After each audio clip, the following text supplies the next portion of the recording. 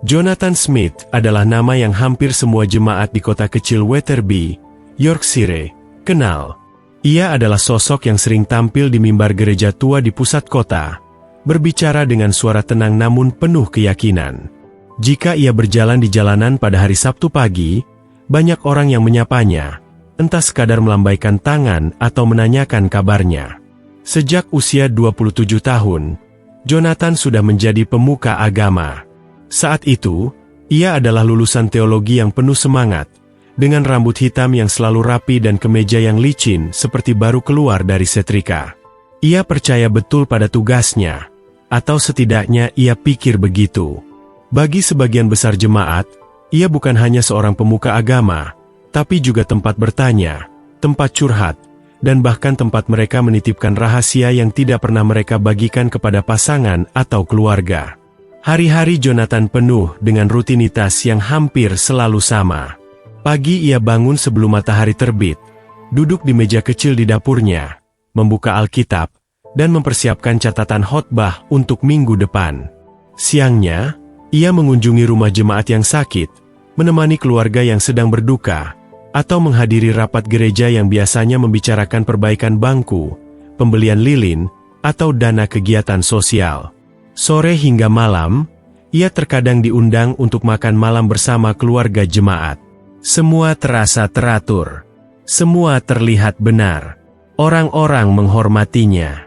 Anak-anak kecil sering berlari ke arahnya setiap kali ia lewat di taman, karena mereka tahu Jonathan selalu punya permen di saku jasnya.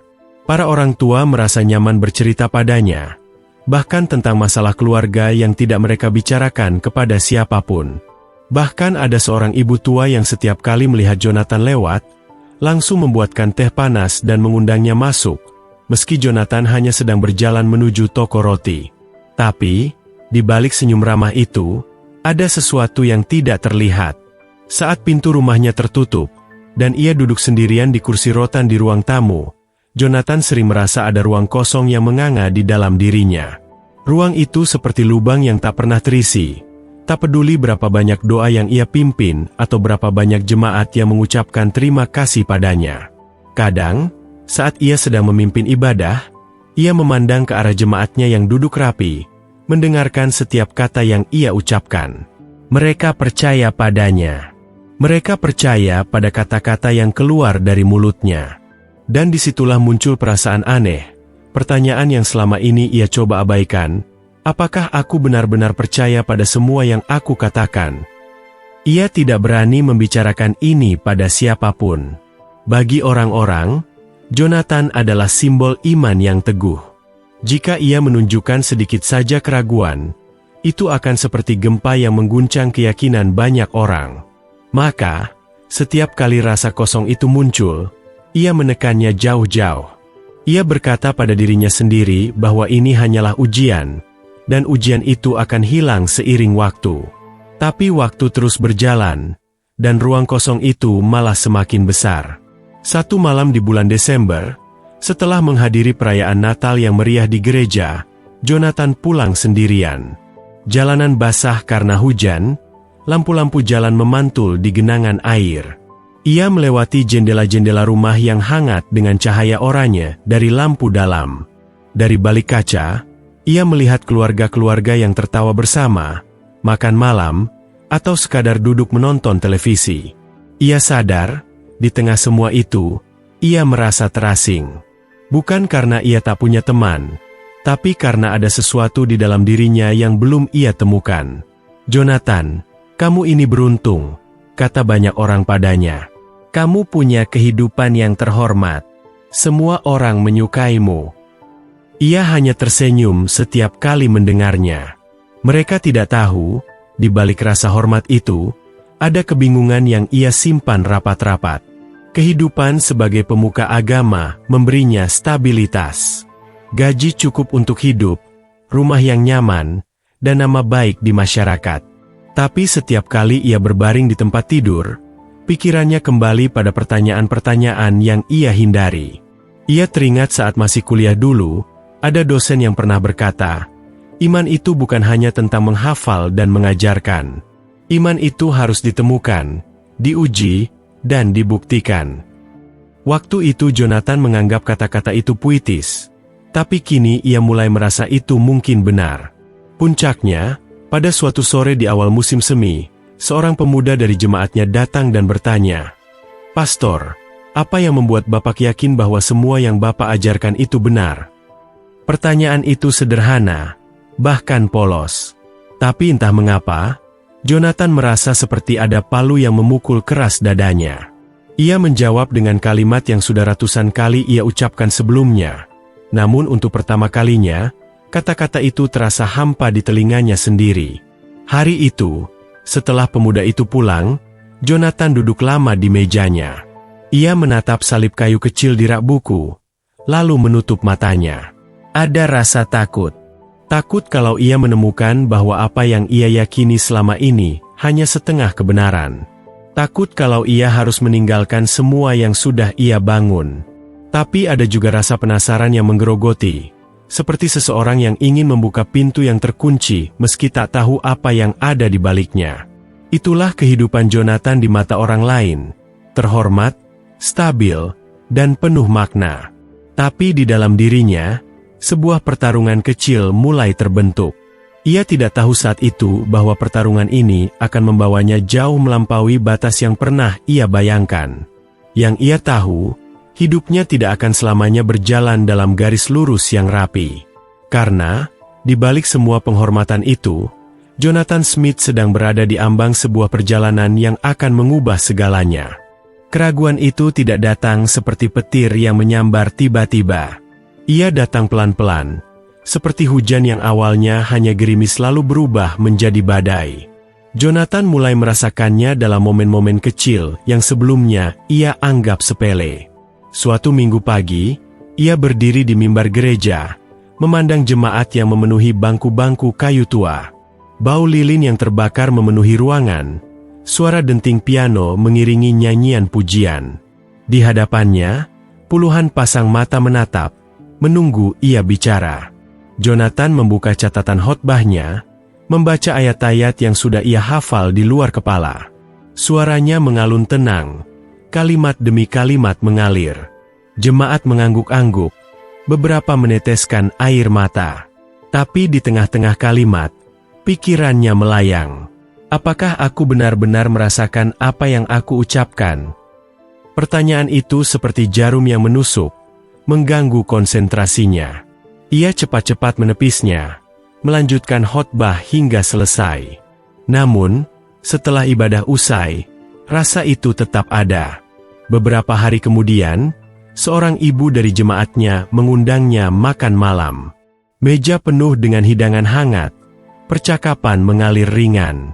Tapi di sela-sela obrolan, sang ibu berkata, "Pastor, saya selalu merasa tenang setiap mendengar khotbah Bapak. Kata-kata Bapak membuat saya yakin bahwa Tuhan selalu bersama kita." Jonathan tersenyum, mengucapkan terima kasih. Tapi hatinya berbisik, kalau mereka tahu bahwa aku sendiri tidak selalu merasa yakin, apa yang akan terjadi? Keraguan itu semakin terasa saat ia membaca ulang kitab suci di ruang studinya. Dulu, setiap ayat yang ia baca terasa seperti pelita di malam gelap. Kini, beberapa ayat justru memunculkan pertanyaan baru. Mengapa ada hal-hal yang terasa tidak selaras dengan kenyataan yang ia lihat sehari-hari? Mengapa ada orang-orang yang rajin beribadah tetapi tetap berlaku kejam terhadap sesamanya? Mengapa ajaran yang seharusnya penuh kasih kadang dipakai untuk menekan atau menghakimi orang lain? Pertanyaan-pertanyaan itu membuat Jonathan mulai melihat dunia sekitarnya dengan cara yang berbeda. Ia mulai memperhatikan hal-hal yang dulu ia anggap biasa. Misalnya, rapat dewan gereja yang seringkali lebih sibuk membicarakan pemasukan dari kotak persembahan daripada membahas bagaimana membantu keluarga jemaat yang sedang kesulitan. Atau kebiasaan sebagian orang yang sangat ramah di gereja, tapi berbicara buruk tentang orang lain di luar. Ia tidak sedang mencari-cari kesalahan orang. Tapi setiap kali ia melihat hal seperti itu, keraguan dalam hatinya semakin menguat. Ia mulai bertanya-tanya, apakah ini benar-benar jalan yang Tuhan mau? Atau kita semua hanya menjalankan tradisi tanpa benar-benar memikirkan maknanya? Jonathan tahu ia tidak sendirian dalam melihat ketidaksempurnaan ini. Namun, sebagian besar orang memilih diam, mungkin karena takut atau karena merasa tidak ada gunanya membicarakan hal-hal seperti itu. Tapi bagi Jonathan, diam terasa seperti pengkhianatan terhadap nuraninya sendiri. Keraguan itu bahkan mulai memengaruhi ibadah pribadinya. Doa-doanya terasa hambar. Kadang ia duduk di ruang doa gereja sendirian, menatap salib kayu di dinding, dan tidak tahu harus berkata apa. Ia mencoba mengingat masa-masa ketika berdoa membuatnya merasa dekat dengan Tuhan. Tapi kini, yang ia rasakan justru jarak yang makin lebar. Satu malam, Jonathan tidak bisa tidur. Ia duduk di kursi dekat jendela, memandang hujan yang turun perlahan. Pikiran-pikirannya bercampur aduk. Ia ingat masa mudanya, ketika ia memilih jalan menjadi pemuka agama. Waktu itu, ia yakin bahwa itu adalah panggilan hidupnya. Ia ingin membantu orang, memberi pengharapan, dan menjadi jembatan antara manusia dan Tuhan. Tapi sekarang, ia mulai ragu, apakah itu benar-benar panggilan, atau hanya pilihan yang ia buat karena ingin dihormati dan merasa penting? Ada satu peristiwa yang menjadi titik penting dalam keraguannya. Seorang sahabat lamanya, yang dulu sama-sama belajar teologi, kini memilih keluar dari jalur pemuka agama. Mereka bertemu di sebuah kafe kecil di Leeds. Sahabatnya itu bercerita tentang perjalanannya mempelajari agama-agama lain, bertemu orang-orang dari latar belakang berbeda, dan menemukan perspektif baru tentang iman. "Jonathan," kata sahabatnya, "aku tidak bilang apa yang kita pelajari dulu salah. Tapi aku sadar, iman itu luas. Lebih luas dari yang kita bayangkan. Kalau kita hanya mau melihat dari satu jendela, kita akan mengira dunia ini kecil. Tapi kalau kita mau membuka pintu, kita akan tahu ada banyak hal yang belum kita pahami." Kata-kata itu membekas di hati Jonathan. Sejak pertemuan itu, ia mulai membaca buku-buku yang bukan hanya dari tradisi agamanya sendiri. Ia membaca tentang Islam, Buddha, Hindu, bahkan filsafat sekuler. Awalnya, ia hanya ingin memahami sudut pandang lain. Tapi semakin ia membaca, semakin ia merasa bahwa iman bukanlah sesuatu yang sederhana dan hitam putih. Ada lapisan-lapisan yang rumit, ada pertanyaan-pertanyaan yang tidak punya jawaban instan. Keraguan ini membuatnya merasa bersalah. Bagaimanapun, ia adalah seorang pemuka agama. Tugasnya adalah menuntun orang, bukan mempertanyakan jalan itu sendiri. Tapi di sisi lain, ia juga sadar bahwa berpura-pura yakin padahal hatinya bimbang adalah bentuk kebohongan, bukan hanya pada jemaat, tapi juga pada dirinya sendiri. Suatu sore, ia duduk di bangku taman sambil memandangi anak-anak bermain. Angin musim semi membawa aroma bunga dari kebun tetangga. Seorang bapak tua yang sering datang ke gereja duduk di sebelahnya. Mereka berbincang sebentar, lalu bapak tua itu berkata, "Pastor, saya selalu kagum pada Bapak. Sepertinya Bapak punya semua jawaban." Jonathan terdiam.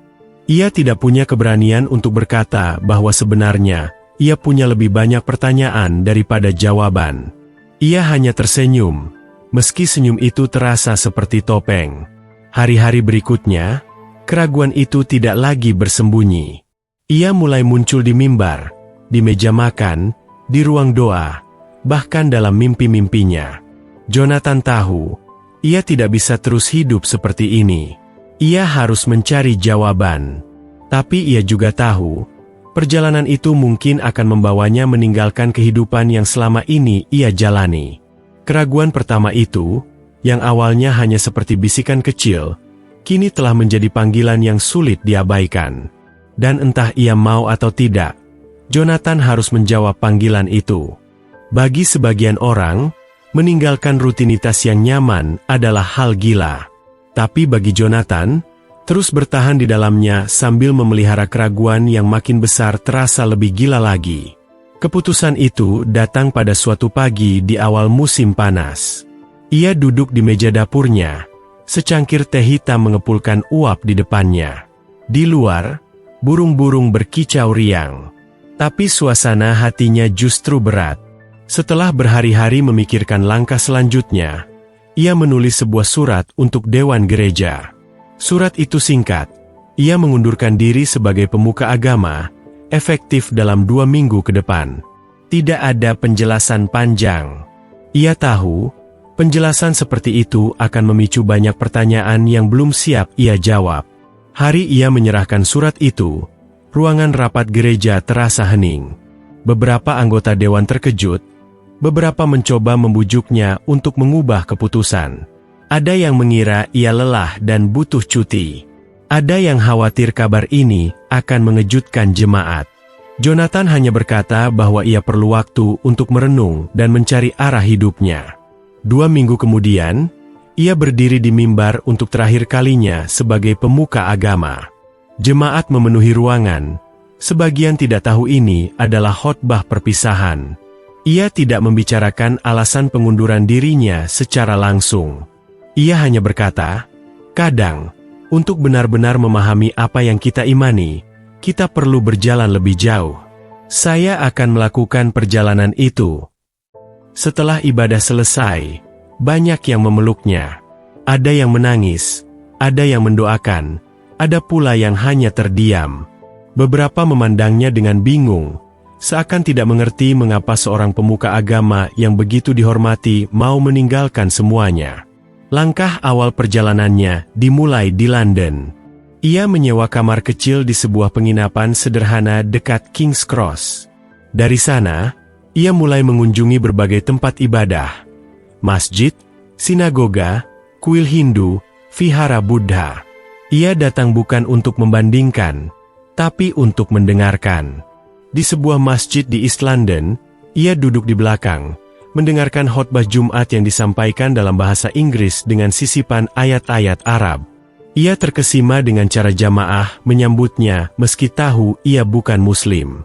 Setelah salat usai, seorang pria parubaya menepuk bahunya dan berkata, "Anda selalu disambut di sini. Semua orang berhak mencari kebenaran."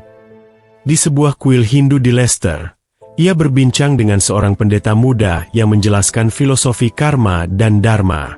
Pendeta itu berkata, "Bukan hanya apa yang kita percaya yang penting, tapi bagaimana kepercayaan itu membentuk perilaku kita sehari-hari." Kalimat itu melekat di kepala Jonathan.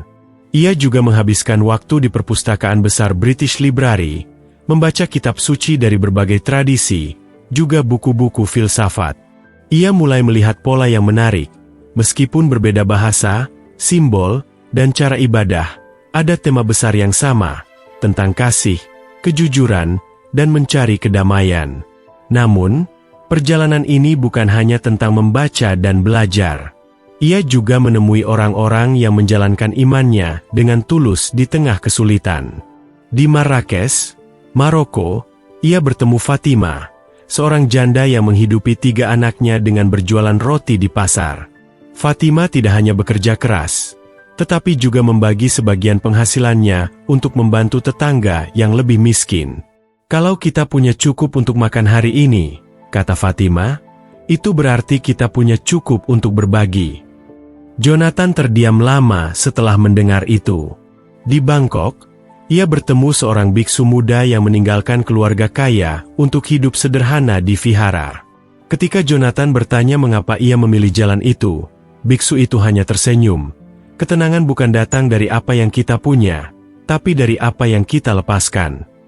Perjalanan ini membuka matanya pada banyak hal. Tapi ia juga mulai melihat sisi gelap yang tidak ia sangka. Di beberapa tempat, ia menemukan praktik keagamaan yang disalahgunakan untuk keuntungan pribadi. Ada pemuka agama yang menjual berkat dalam bentuk air botol dengan harga tinggi. Ada yang memanfaatkan rasa takut umatnya untuk mengendalikan mereka. Pemandangan ini membuatnya gelisah, karena ia tahu, di masa lalu ia mungkin juga pernah, tanpa sadar, menjadi bagian dari sistem seperti itu. Perjalanan Jonathan semakin panjang. Dari London ia pergi ke Istanbul, lalu ke Amman, kemudian ke Kuala Lumpur. Ia tidak punya rencana pasti kapan akan pulang. Ia hanya tahu, ia sedang mencari sesuatu yang belum bisa ia namai. Di setiap tempat, Ia membawa buku catatan kecil. Ia menulis apa yang ia lihat, dengar, dan rasakan. Kadang hanya satu kalimat, kadang berlembar-lembar. Dalam salah satu catatannya di Istanbul, ia menulis, "Mungkin iman bukan soal yakin 100% setiap saat. Mungkin iman adalah soal berani berjalan meski belum tahu pasti jalannya kemana." Namun, perjalanan ini juga membuatnya merasakan kesepian. Tidak ada lagi jemaat yang menunggu setiap minggu. Tidak ada lagi jadwal rapat yang teratur. Hari-harinya diisi dengan pertemuan singkat dengan orang-orang yang mungkin tak akan pernah ia temui lagi. Malam-malamnya dihabiskan sendirian di kamar penginapan, hanya ditemani buku dan secangkir teh. Kadang ia bertanya pada dirinya sendiri, apa aku melakukan hal yang benar? Atau aku hanya melarikan diri? Tapi setiap kali ia mulai ragu, ia mengingat satu hal. Saat ia masih berdiri di mimbar, ia sudah tidak lagi jujur pada dirinya sendiri.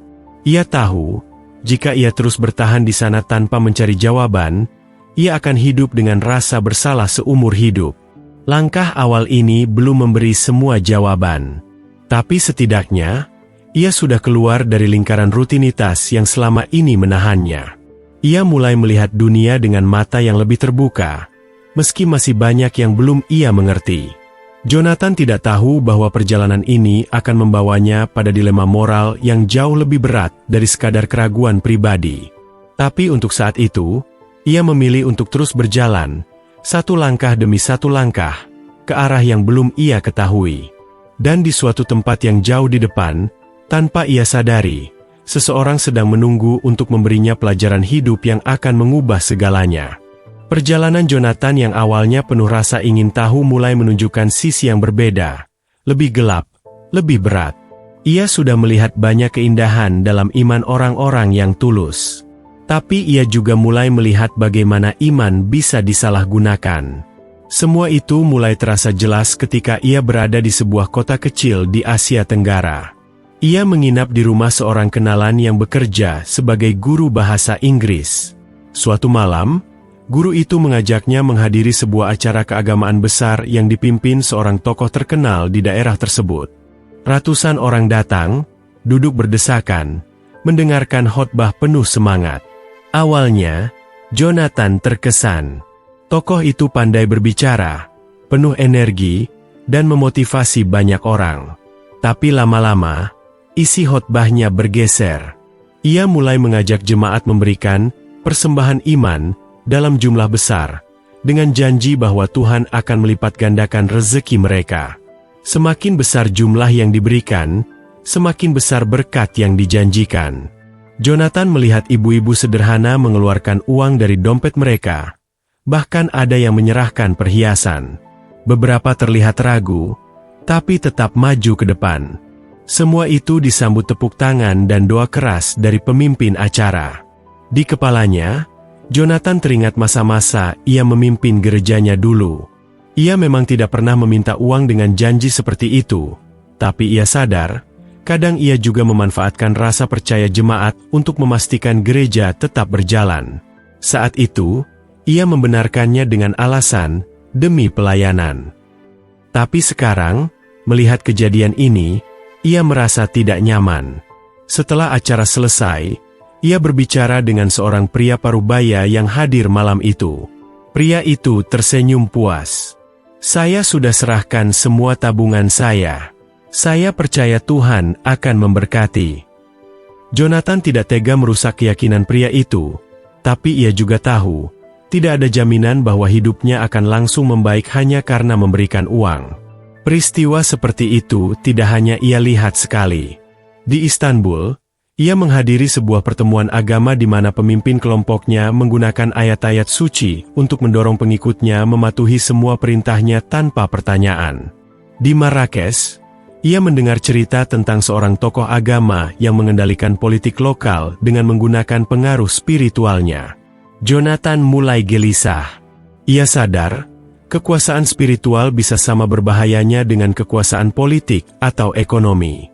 Orang yang memegangnya bisa memilih untuk menggunakannya demi kebaikan atau demi keuntungan pribadi. Dan sayangnya, Tidak semua orang memilih jalan yang benar. Semakin ia melihat kenyataan ini, semakin ia bertanya pada dirinya sendiri, apakah aku juga pernah berada di posisi itu? Pernahkah aku, walau sedikit, memanfaatkan rasa percaya orang untuk memperkuat posisiku? Pertanyaan itu menyakitkan, karena jawabannya, meski tidak ingin ia akui, mungkin saja, ya. Suatu malam di Amman, ia berbincang dengan seorang ulama tua yang mengajar di madrasah kecil. Ulama itu hidup sederhana, rumahnya hanya memiliki 2 ruangan, tapi selalu terbuka bagi siapa saja yang ingin belajar. Jonathan bertanya, bagaimana menjaga agar iman tidak berubah menjadi alat untuk menguasai orang lain? Ulama itu tersenyum tipis, dengan mengingat bahwa kita semua sama di hadapan Tuhan.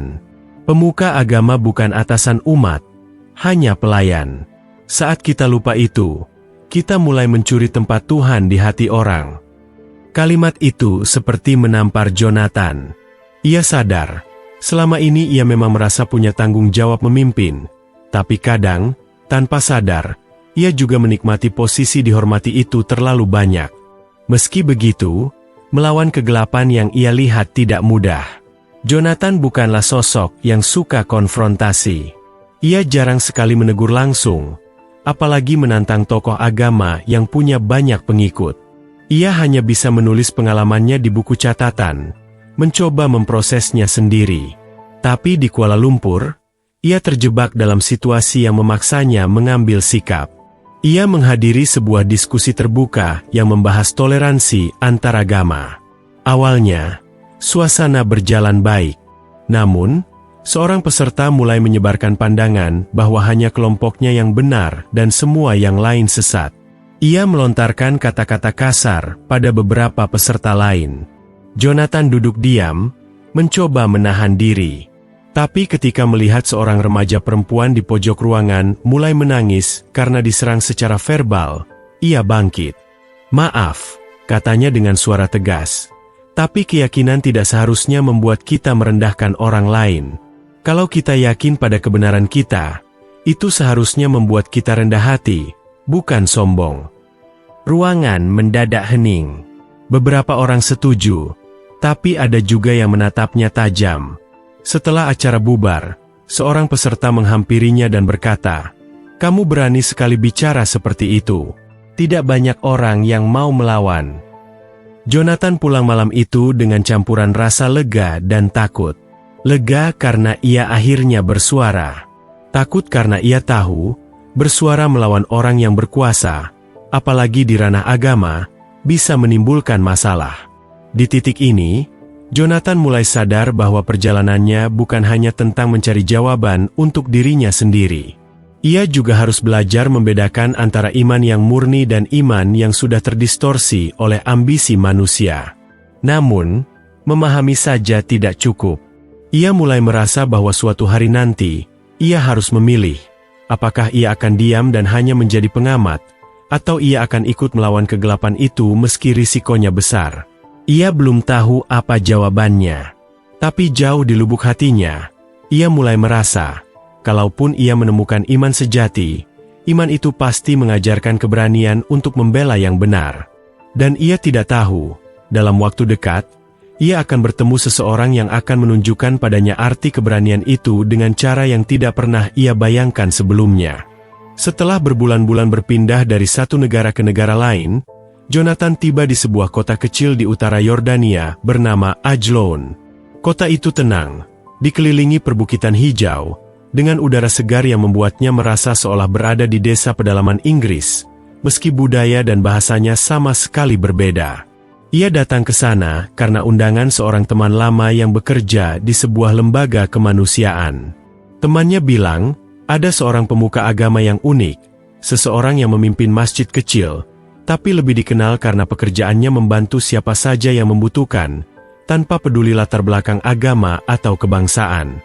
Nama orang itu adalah Sheikh Karim. Usianya sekitar 60 tahun, tubuhnya agak bungkuk, janggut putih tipis, dan matanya memancarkan kehangatan. Pertemuan pertama mereka terjadi di halaman masjid yang sederhana. Sheikh Karem sedang membagikan kantong tepung dan minyak kepada keluarga-keluarga yang kesulitan. Tidak ada mimbar besar, tidak ada sorotan kamera. Ia hanya berdiri di bawah terik matahari, tersenyum, dan menyapa setiap orang dengan panggilan nama. Jonathan memperkenalkan diri, dan Sheikh Karem menyambutnya seperti sahabat lama. "Kamu pasti lelah setelah perjalanan panjang," katanya sambil menepuk bahu Jonathan. "Ayo ikut makan siang di rumahku. Tidak ada yang istimewa, hanya roti dan sup, tapi cukup untuk mengisi perut." Rumah Sheikh Karem sederhana, 2 kamar, sebuah ruang tamu kecil, dan dapur yang dindingnya dipenuhi rak kayu berisi rempah-rempah. Saat makan siang, Jonathan bertanya mengapa ia memilih hidup di kota kecil dan melayani orang-orang tanpa bayaran tetap. Sheikh Karem tersenyum. "Kebenaran itu bukan hanya diucapkan di mimbar, Jonathan. Kebenaran itu dilakukan di jalan-jalan, di dapur orang miskin, di sekolah-sekolah tanpa buku. Aku memilih berada di sana, karena disitulah Tuhan menunggu kita." Jonathan terdiam. Kata-kata itu menembus pertahanannya. Selama ini, ia sudah bertemu banyak pemuka agama, tapi sebagian besar berbicara lebih banyak daripada bertindak. Sheikh Karem berbeda. Ia bekerja diam-diam, tanpa mengumumkan kebaikannya kepada dunia. Selama seminggu di Ajloun, Jonathan ikut Sheikh Karem mengunjungi rumah-rumah warga. Ada keluarga Kristen yang tinggal di ujung desa. Sheikh Karem mengantarkan selimut untuk mereka karena musim dingin segera tiba. Ada seorang pria yang pernah memaki-maki Sheikh di pasar, tetapi ketika pria itu sakit, Sheikh tetap membawakan obat dan makanan. Jonathan bertanya, "Mengapa membantu orang yang pernah menyakitimu?" Sheikh menjawab, "Kalau aku hanya membantu orang yang menyukaiku, itu bukan kasih, itu perdagangan. Kasih sejati itu memberi tanpa menghitung balasan." Jawaban itu membuat Jonathan berpikir keras. Ia teringat pada dirinya sendiri di masa lalu. Ya, ia memang membantu banyak jemaat, tapi seringkali ia merasa bangga ketika menerima ucapan terima kasih atau pujian. Sheikh Karem mengajarkan sesuatu yang berbeda, memberi bukan untuk dilihat orang, tapi karena itu benar untuk dilakukan. Suatu sore, mereka duduk di beranda masjid, menatap matahari terbenam. Jonathan memberanikan diri untuk membuka isi hatinya. Ia bercerita tentang kebimbangannya, keraguan pada ajaran yang ia sampaikan dulu, dan perjalanannya mencari kebenaran. Sheikh Karem mendengarkan tanpa memotong. Setelah Jonathan selesai, ia berkata, "Kamu tidak kehilangan iman, Jonathan. Kamu hanya sedang mengupasnya.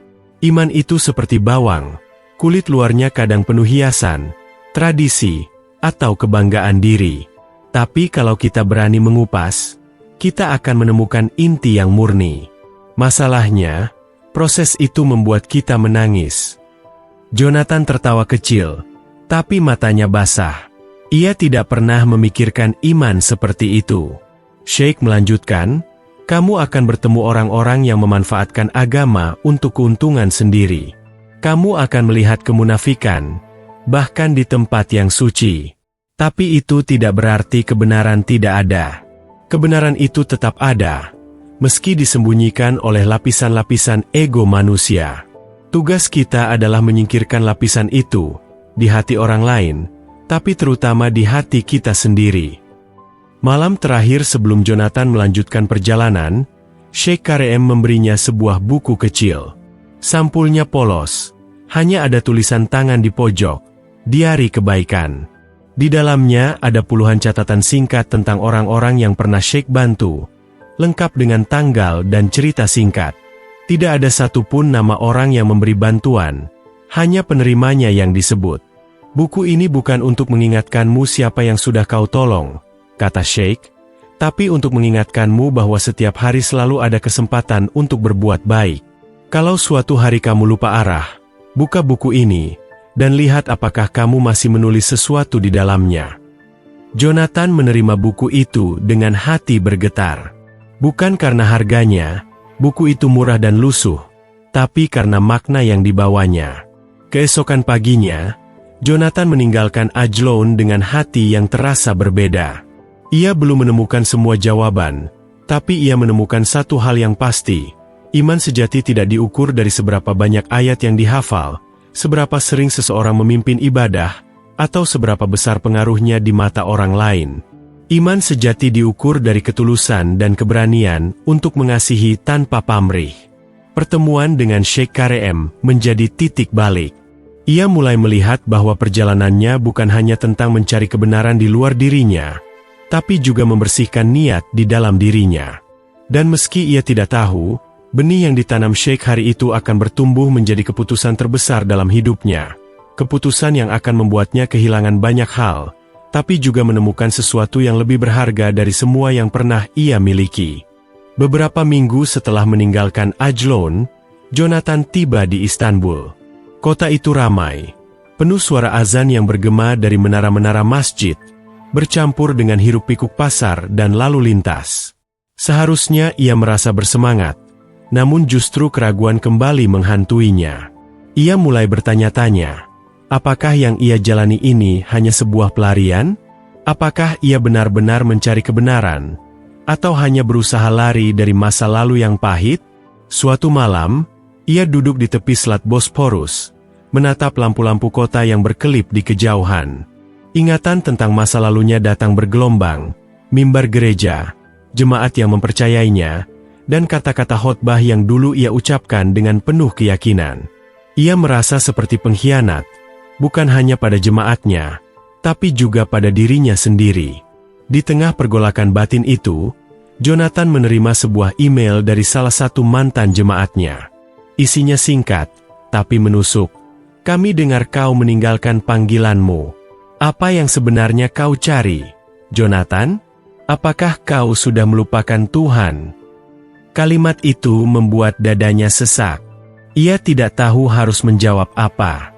Malam itu ia berjalan tanpa tujuan, melewati ganggang sempit yang dipenuhi aroma kopi dan roti panggang.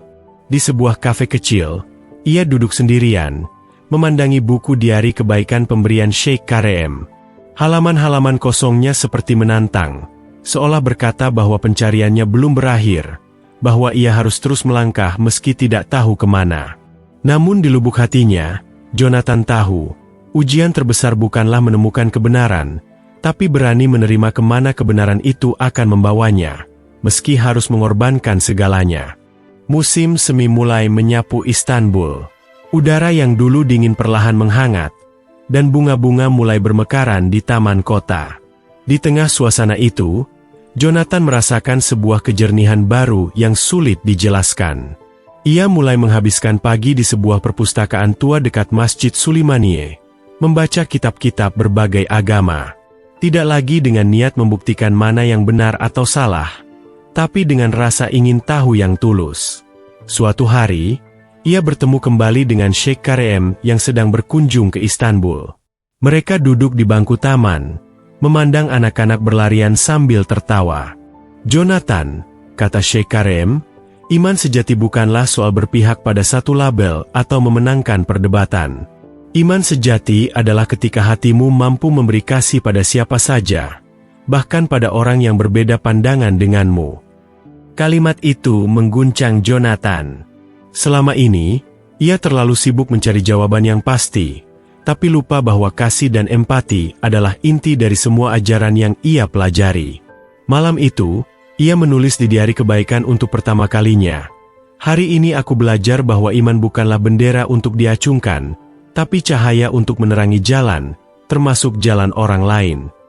Sejak itu, langkah Jonathan terasa lebih ringan. Ia tidak lagi merasa dikejar bayang-bayang masa lalu.